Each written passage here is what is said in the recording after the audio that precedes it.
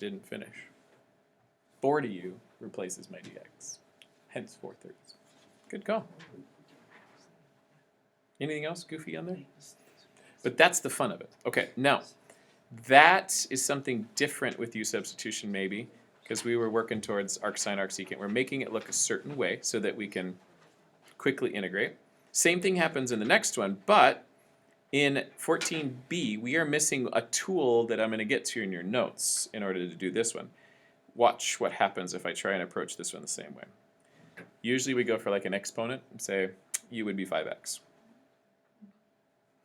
But in this case, if I do the derivative of that and just go ahead and take care of that 1/5, and I get 1/5 du, since I know I'm going to forget it, I better just do it. 1/5 du equals dx. I can't replace this. X currently has no replacement. And so there's a way to tackle this, and it's not that complicated actually. And it involves, well, I just need to replace it so that my expression is now in terms of u, because this is what I've got going so far. I've got the integral, and I got x on top. I can replace dx with 1/5 du. I can replace the 5x with u. So I got e to the u plus 1 du. The only thing is I got to get rid of this pesky little x sitting up there.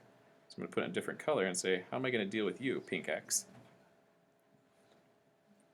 You know how we're going to deal with it? It's as straightforward as you might want to think. Kaylin's got this down. She wrote it down like 10 years ago.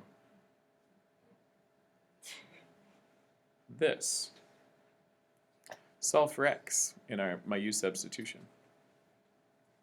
So u equals 5x. What we haven't really experimented with is u substitution is just replacing, if you establish an equation that u is equivalent to some portion of your function you're integrating, you're more than welcome to solve for x or any other variable in it and use it in your substitution process.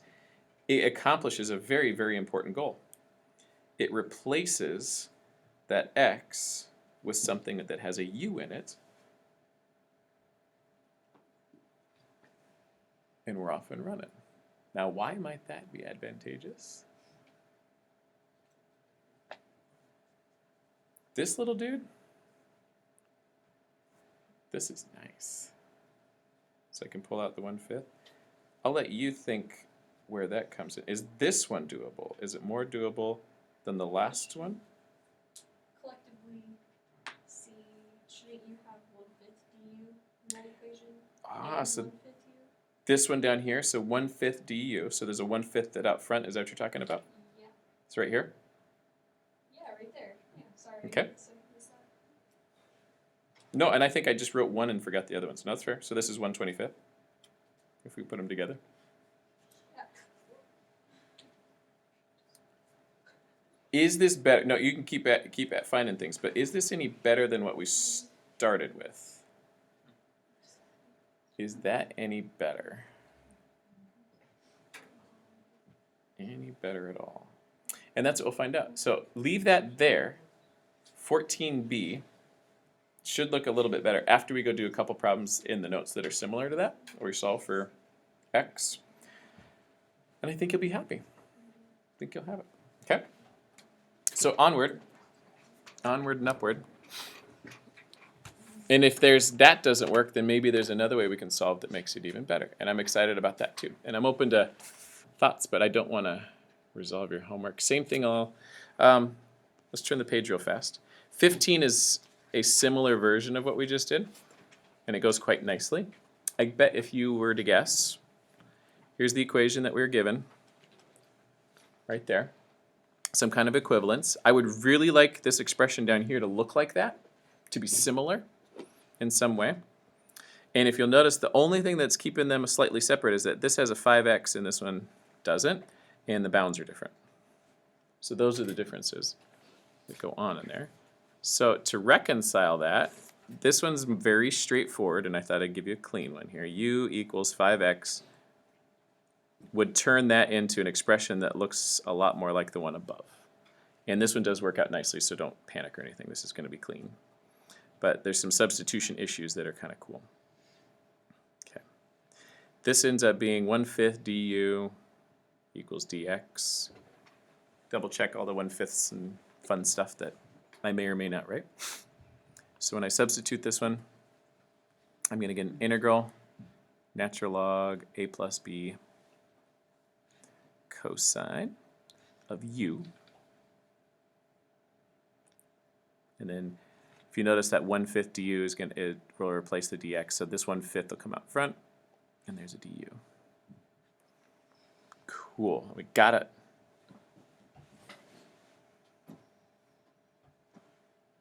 Ready to roll. Now that looks pretty good. I don't know about you, but I think I see the same thing here. I should probably pick something other than purple. Hang on. This right here is looking a lot like this up top. And that's a good thing. The deal is, though, I know the value of this integral above only from 0 to pi. Currently, I'm looking at 0 to 5, pi over 5 is my upper bound and lower bound. Well, if we follow suit with what we were doing yesterday, this is in terms of u right now. And so my bounds also need to be in terms of u. So we need to get u bounds. So my lower bound would be u equals, I just need to plug the x bound into my u equation. So I'm using u equals 5x to convert it. So 5 times the x bound of 0 is 0. So my 0 is going to be my lower bound. My upper bound I'll get from u equals 5 times pi over 5, which would be pi. And what do you know? That's pretty slick. Check it out. The upper bound in terms of u is pi and the lower bound is 0. That is a dead ringer for the equation that I got in the beginning, except for the 1/5. So what I know this to be equal to, since I've converted my bounds, once you turn these in terms of u, you've converted them to match, you never want to put u back. Never, ever, ever. Once you've converted your lower and upper bound, don't put u back. So this ends up being, it's 1/5, since up above it was 2 pi ln of 2 is what this is equivalent to, the expression above. The only thing I need to contribute is this 1/5, so it's 2/5 pi ln of 2. So it's a cool deal when you can make it look like something you know the value for. And making u equal 5x, little u substitution, we had to change the bounds. And this is an academic type of problem, so that the bounds 0 and pi over 5 were setting you up so that after you converted them, they would be 0 and pi, and everything was peach keen. So that's the story on that one. Clean. 14b is just slightly different, but 15 is clean. 14a is very clean, very nice. Anything on that one you want to ask real quick? Because we're going to start the quiz in a few minutes. Okay, last. I think we can save 16 and 17 are related.